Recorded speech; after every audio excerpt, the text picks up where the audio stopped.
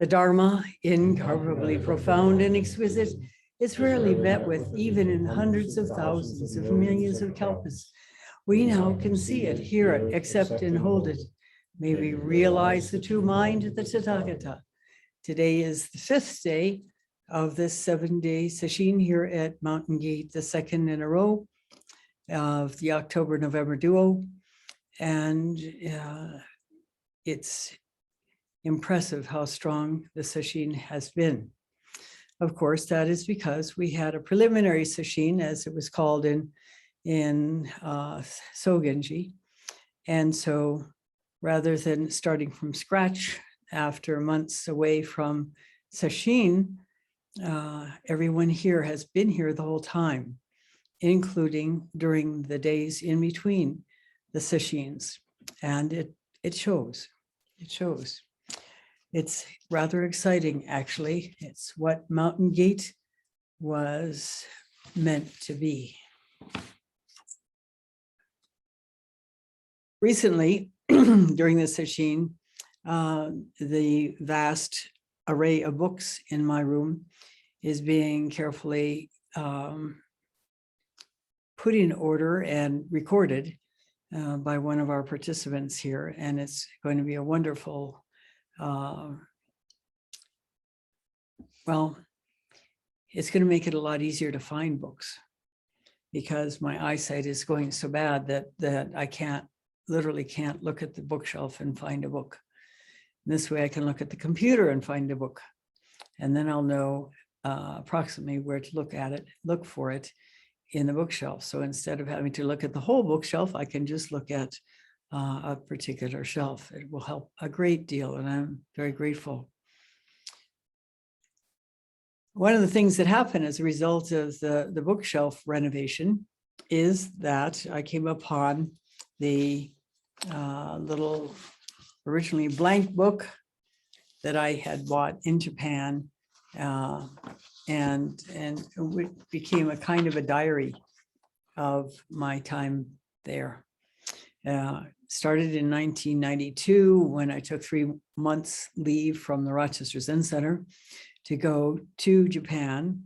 The tradition in Rochester is that anyone who is clear if they were going to become a teacher, it was to go on a pilgrimage and go generally a world pilgrimage. But since I'd already lived in Burma and in Thailand, both of them Buddhist countries, and I had been in Singapore, I had been in Hong Kong, and had no interest in going to India, but that was for other reasons. And the Buddhism in those days was non-existent, basically. I mean, there was a little bit of sort of on the record Buddhism when Ambedkar, the lawyer who was a Dalit of the Dalit caste, the untouchables, ended up in Congress. And he also investigated the various religions and decided that Buddhism was the one to espouse, because all beings are created equal and everyone has the Buddha nature. So he became a Buddhist, at which several 100,000 other Dalit caste people became nominally Buddhist.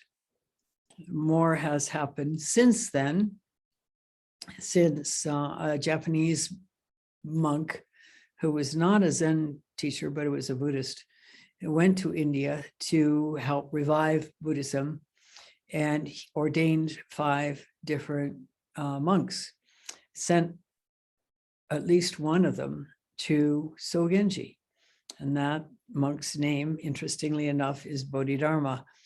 And he now has a little center in South India where he is in the teacher track and will become one of the Roshi's Dharma successors. Back to this book. I went to to Japan because I'd been to these other countries and didn't feel a need to go to them again. I'd been involved in many Buddhist ceremonies, particularly in Myanmar and also in Thailand, and had a fairly good idea of how things worked in those countries. At the time, we weren't so far from the Vietnam War, and there were no funds to go to Vietnam anyway. I went to Japan, as I'd always wanted to go to Japan, and I had actually met Mitra-roshi and Chi-san very shortly before that, when they came to the Rochester Zen Center it's known as Aisatsu, to do greetings to Sōgen-ji, to thank him for his role in helping establish the One Drop Zen group in Seattle. And so I met them both there and immediately found an affinity with Mitra-roshi and Chi-san both. So since my training was essentially over, at least a formal training was done as far as it could be done in Rochester, and I was not feeling like I had by any means reached any pinnacle of practice. I felt a strong need to continue practicing, and so I took the 3 months off, spent 2 months at Sōgen-ji, recognizing very early on that as I stepped over the threshold the first night at midnight, after a grueling travel to the place, which involved many misses and planes, and finally made it, and recognized that I needed to come back. There was no question about it. I needed to come back. And so I stayed there for 2 months and did a number of sessions. And by the way, I was housed. There was no guest house back then. There was only the what they call the women's zendo, one of originally 3 zendos at Sōgen-ji. Originally they had 300 monks in residence. But by the time Mitra-roshi took it over, with the Meiji Restoration, it was left in the hands of an elderly monk and a few adopted little boys. So the women's quarters was what was called the women's zendo, although only called the women's zendo at that time. During the earlier years of training in Sōgen-ji, there were no women anywhere in Japan except in women's monasteries. And one of the unique things about Sōgen-ji is that Mitra-roshi has accepted from the beginning both men and women to train there. They live separately, but they sit in the same zendo. And there is no separation other than in sleeping quarters, living quarters. So my roommate was Sōzui, who is now at Hidden Valley Zen Center. That's been turned over to her to make her own, and one day she will also become a Dharma successor of Harada Shodo-roshi.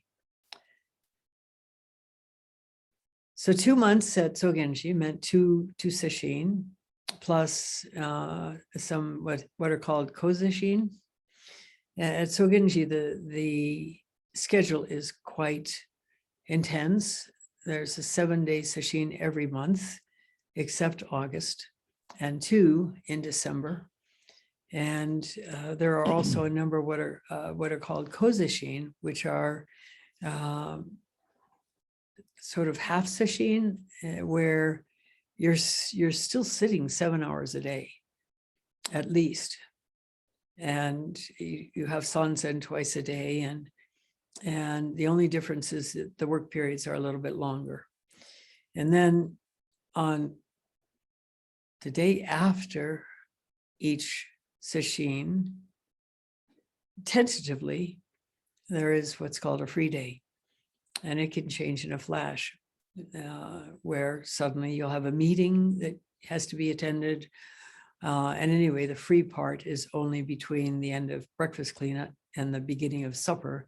And that's when you have to do all your maintenance items, wash your clothes, so on and so forth, cut your hair. And then from there, I went and spent a couple of weeks at Kyoto and sat with Morinaga Sōgen-Roshi's group at sub-temple of the amazing Zen temple, Ryo-an-ji, the peaceful dragon temple, where the famous rock garden is. And that rock garden, as some of you have heard already, is a most incredible place to do zazen.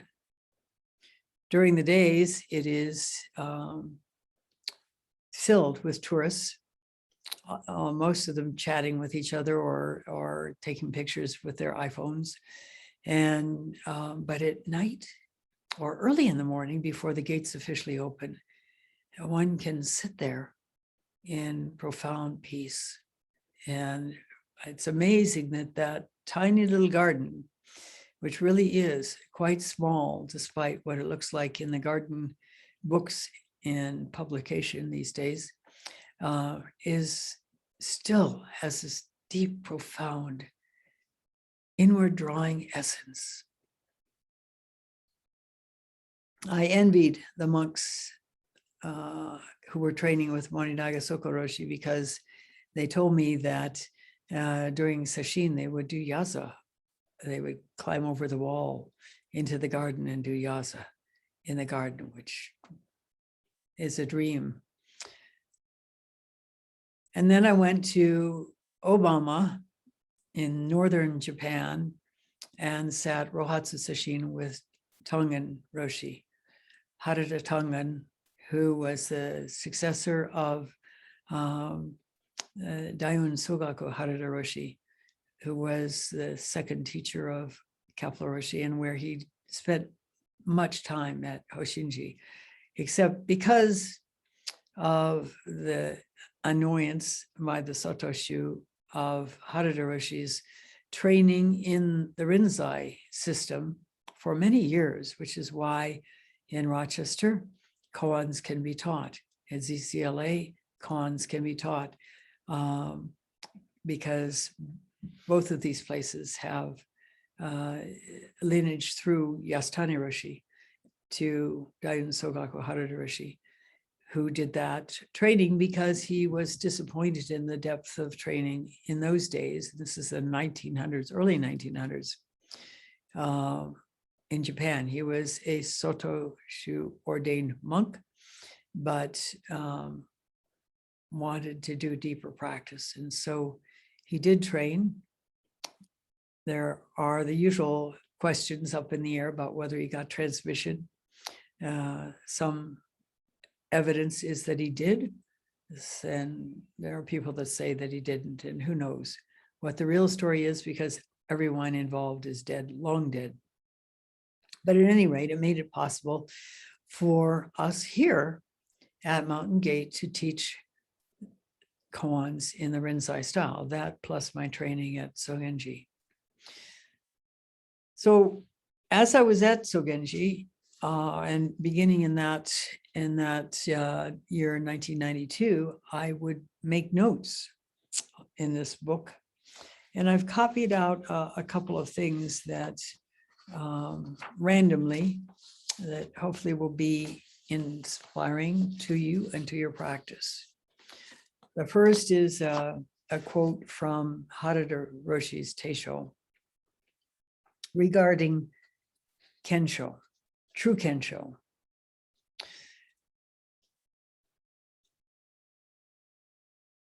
Well, there are people who know this depth from deep experience. There are also those who know it only conceptually. The words themselves are correct, but if you haven't understood these words with every single particle of your being, then a mere conceptual understanding will stain and limit a person's true freedom. This is very important to recognize.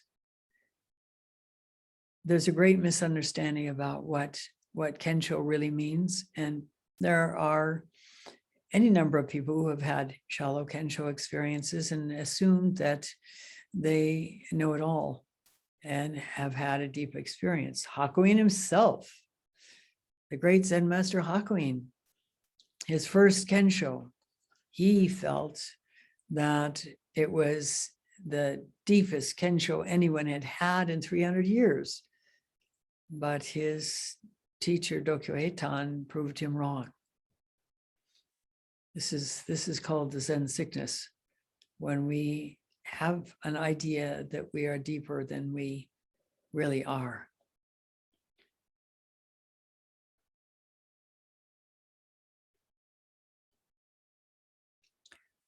When one has thrown everything away, one understands this without even thinking about it. It's an easy thing to say, but to realize it completely is much more difficult. If you miss this point and its thorough experiencing, then the idea of it will throw you around for your whole life. This clear awakening is the most central thing in one's life to do it actually and completely, not just verbally. It has to be understood in the way which will actually unite all beings. If it is understood in this way, then whoever might encounter you will see and feel that in you, and even want to prostrate out of the depth of that feeling. This is not about an idea, but a deep experience which surges through you.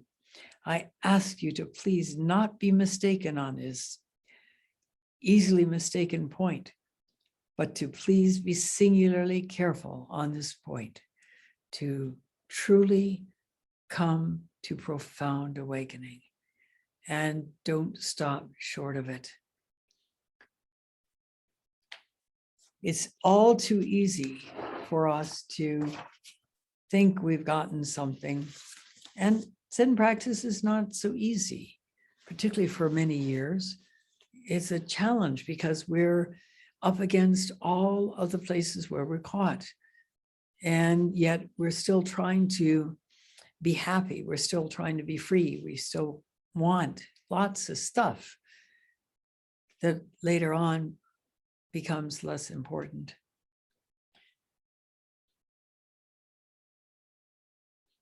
I hope that each one of you will really commit to going all the way to full awakening for the benefit of all beings, and to doing the hard work that this entails, seeing through where we're caught, being caught, which is part of the seeing through, and not evading it, but walking right in and embracing the energy of the moment, whether it's a super positive one, a super negative one, a neutral one, it doesn't matter.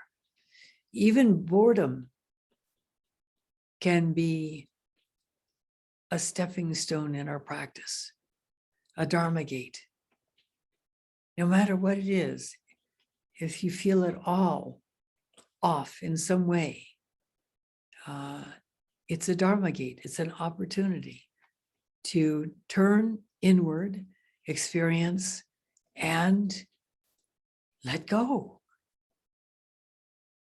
And the amazing thing is, when you encounter something really intense and you stay present with it until it dissolves, that is a major step in letting it go.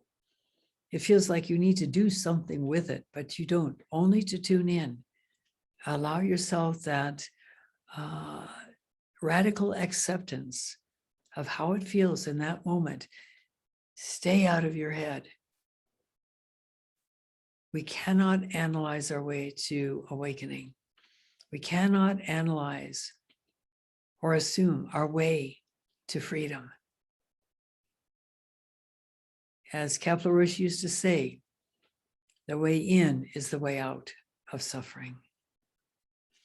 And I'd like to share with you as well something else in this book. And this is an interesting thing one doesn't ordinarily find in a Zen diary. It's a poem by Rudyard Kipling called If. Seems like Rudyard Kipling was a pretty perceptive human being. If you can keep your head when all about you are losing theirs and blaming it on you, if you can trust yourself when all men doubt you, but make allowances for their doubting too, if you can wait and not be tired by waiting, being lied about, don't deal in lies, or being hated, don't give way to hating. And yet don't look too good, nor talk too wise. If you can dream and not make dreams your master, if you can think and not make thoughts your aim, if you can meet with triumph and disaster and treat those two impostors just the same. Impostors. Something to consider. If you can bear to hear the truth you've spoken, twisted by knaves to make a trap for fools, or watch the things you gave your life to broken, and stoop and build them up with worn out tools. If you can make one leap of all your winnings, one heap of all your winnings, and risk it in one turn of pitch and toss, and lose and start again to your beginnings, and never breathe a word about your loss. If you can force your heart and nerve and sinew to serve your turn long after they are gone, and so hold on when there is nothing in you except the will which says to them, hold on. If you can talk with crowds and keep your virtue, and walk with kings and not lose the common touch, if neither foes, if neither foes nor loving friends can hurt you, if all men count with you, but none too much, if you can fill the unforgiving minute with 60 seconds worth of distance run, yours is the earth and everything that is in it, and which is more, you'll be a man, my son. Let's try it, share this again, because it's got some deep truth in it. If you can keep your head when all about you are losing theirs and blaming it on you, if you can trust yourself when all men doubt you, but make allowances for their doubting too, if you can wait and not be tired by waiting, being lied about, don't deal in lies, or being hated, don't give way to hating, and yet don't look too good nor talk too wise. If you can dream and not make dreams your master, if you can think and not make thoughts your aim,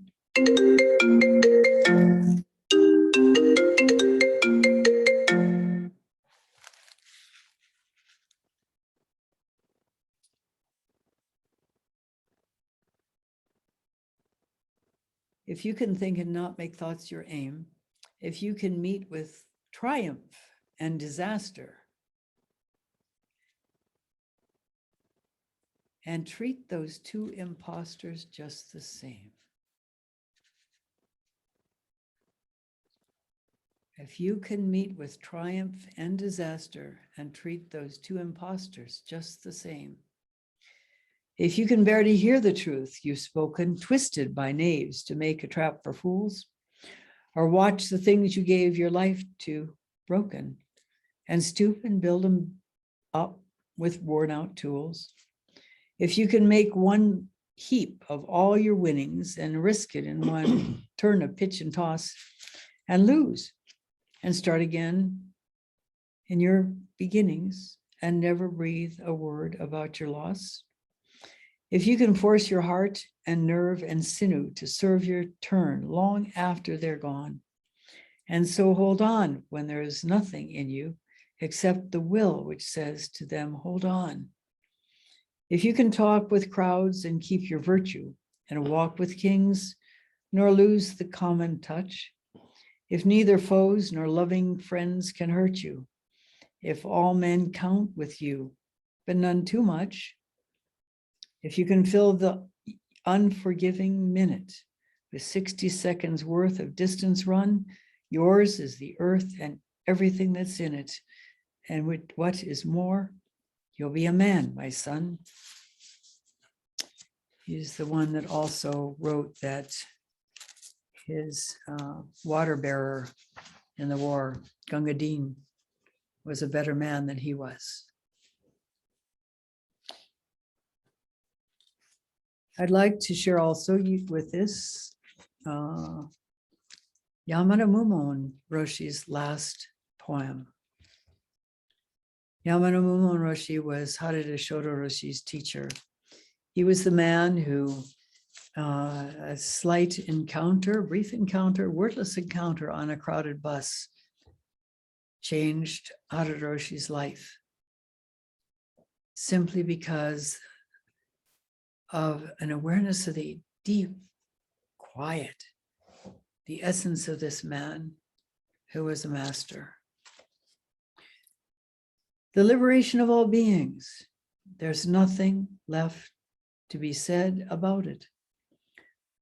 No words, no form, only abandoning everything throughout the whole universe. No more talking, just 100% letting go.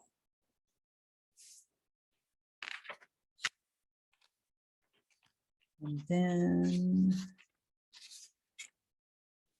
there was some, it's as a, I typed it out. Thank you.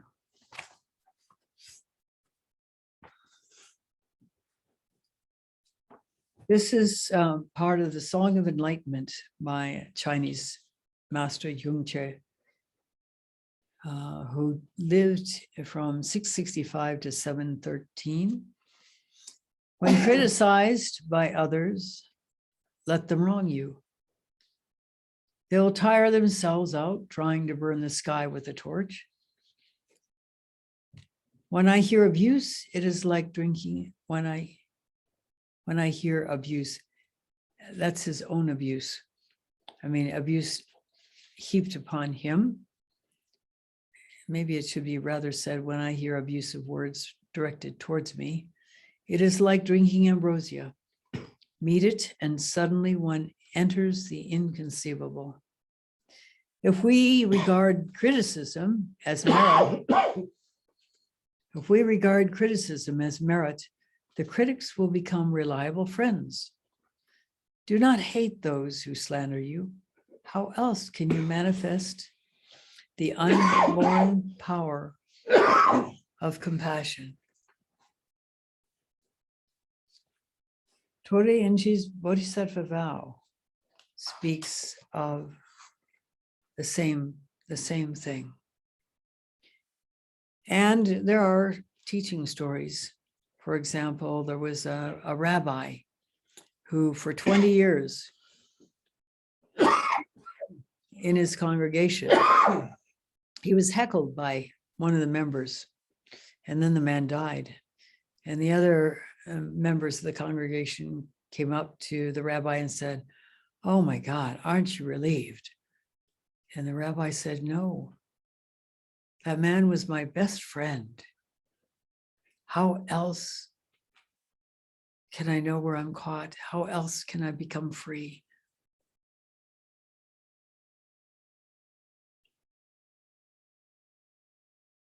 The sixth patriarch, in his first lecture, which became the Sutra, the Sixth Patriarch, a collection of those first lectures, when he first came out of the woods and revealed that he was indeed the Sixth Patriarch when he was asked about that,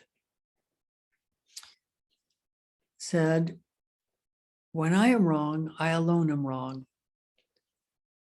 When others are at fault, I too am at fault. There's a deep truth in that. There's deep truths in everything that has just been shared with you. And the amazing thing is when we get deep enough in our practice, we understand profoundly from experience these truths. The innate freedom that is ours and only covered up by our attachments, in particular, attachment to our self-image, which includes opinions and experiences from the past, drives us to behave in ways that are not really in line with who we really are, not really in line with that face before our parents were born. And when we go deeply enough, we can realize that. And part of the deepening is letting go where we are caught and prevented from experiencing that freedom. This practice is truly bodhisattvic. First, it shows us where we're caught, and then it sets us free. We only have to do the work. Yes, it can be in the early years grueling, painful, frustrating, irritating, you name it. We can become euphoric and think it's Kensho and it's not. We can get so depressed we, like I did, creep out of sesshin at the end of sesshin when everybody else is exiting through the main doors of the Zendo and embracing and laughing and joyful surrender. It can bring up depression.